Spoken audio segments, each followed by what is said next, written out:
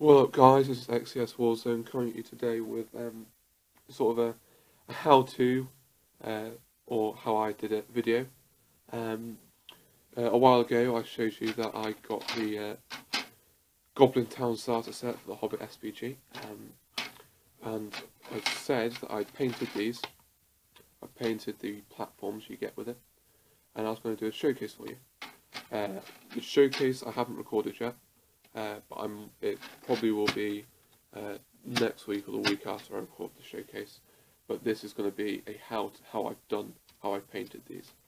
I know normally it goes the other way around, but I can't be bothered setting up the thingy at this point because I need to be doing work. But anyway, enough being me being lazy. I'll set up one side. I'll set up one just to show you what it looks like.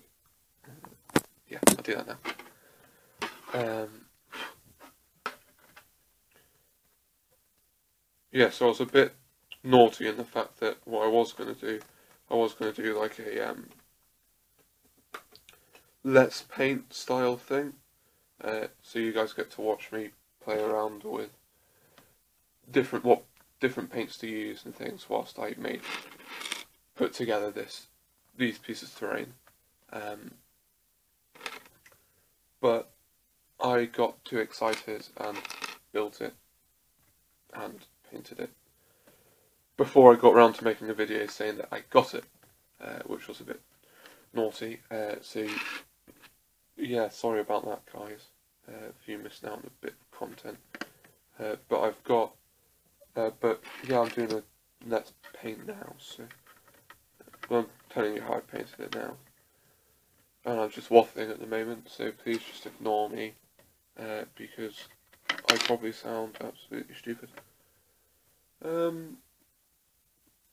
Because my head's a bit fried.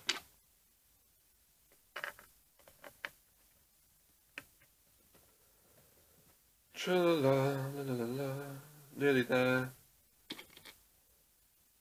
I really apologise for whatever the hell my voice is doing. I am recording this in the morning.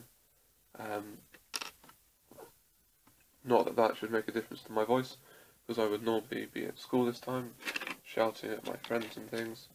But for some reason my voice has decided to go all croaky and horrible. So here we go. Right. This is the biggest bit, and I'm really happy with the look of it, actually. Let me know what you guys think. I did take some work in progress pictures, but for some reason my camera saturated the colour so much that you could barely see any difference in the actual thing at all.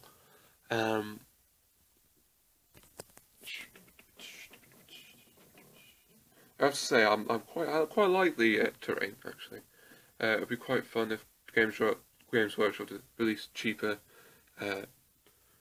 packs of these, so you could buy a load and then just use them as all sorts of terrain, because they are quite fun platforms. These just slot in and these slot together, so they could be separate. So basically, so that's that. I'll move that to one side and I'll get out the paints I used.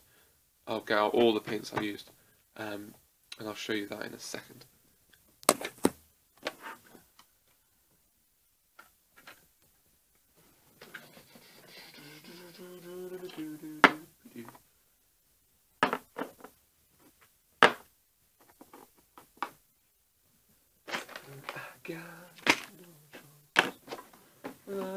My voice, all the worlds I've seen before me.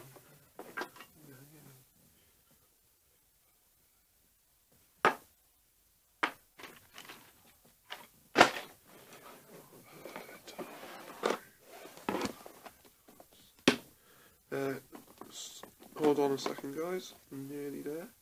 Right, is it that? I think it's the other one.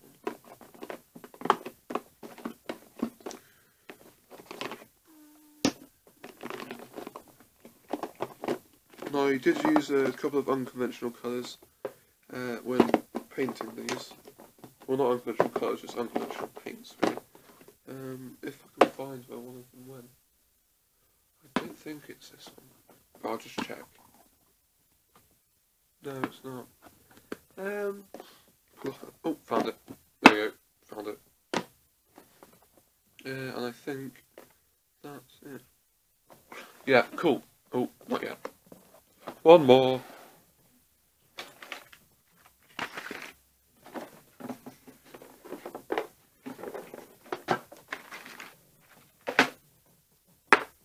Right, okay, here we go.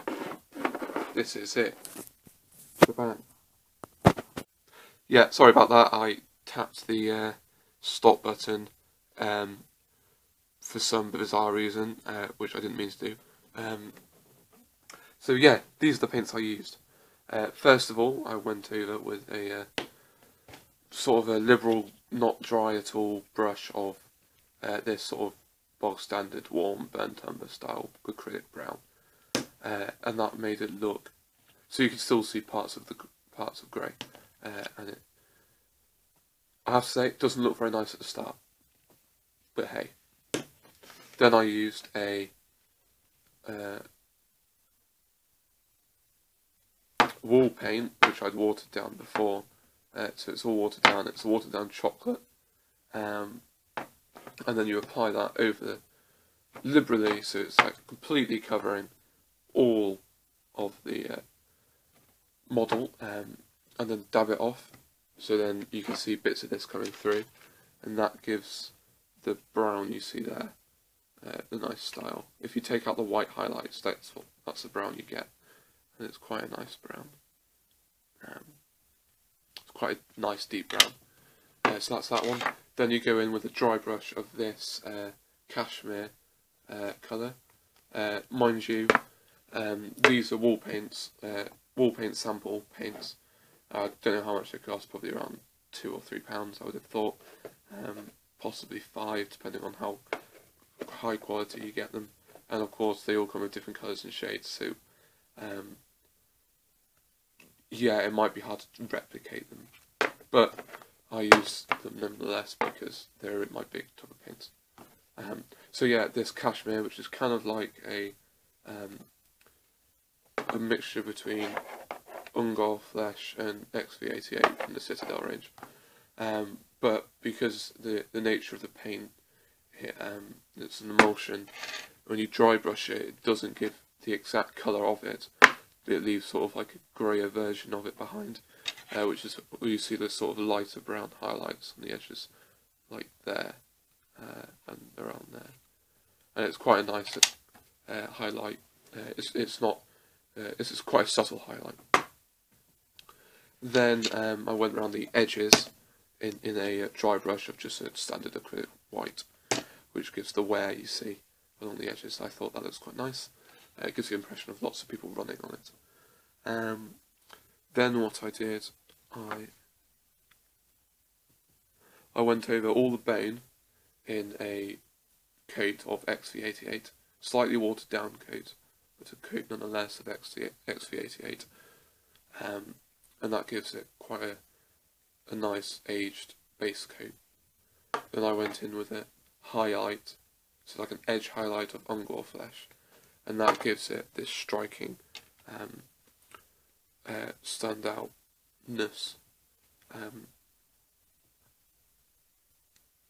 which you can see, and you'll be able to see better on the showcase, so it makes it stand out a bit more, and I think it looks quite nice. Then any rope such as around there and around there, and any cloth, I just did a simple coat of Mournfang Brown or Moonfang Brown. I didn't bother highlighting it because I was speed painting it. This is basically tabletop quality, but I'm really happy with it because it's the first time I've painted Tarot properly. I think it worked quite well. Then when there was a certain type of cloth, which I'll show you now, because this here, this piece of cloth there, the red piece, in the picture, in the instruction manual, this is a red coat. So I painted that in corn red. I can't remember, I think it was corn red, and then I gave it a wash. I think I probably just washed it with my watered down black paint. So basically my equivalent of Nuln oil, or however you say it. Then I either edged highlighted it in corn red or Macrite red. I can't remember which one I did. So yeah, that was that. And then the silver, which is literally just that bit, I did in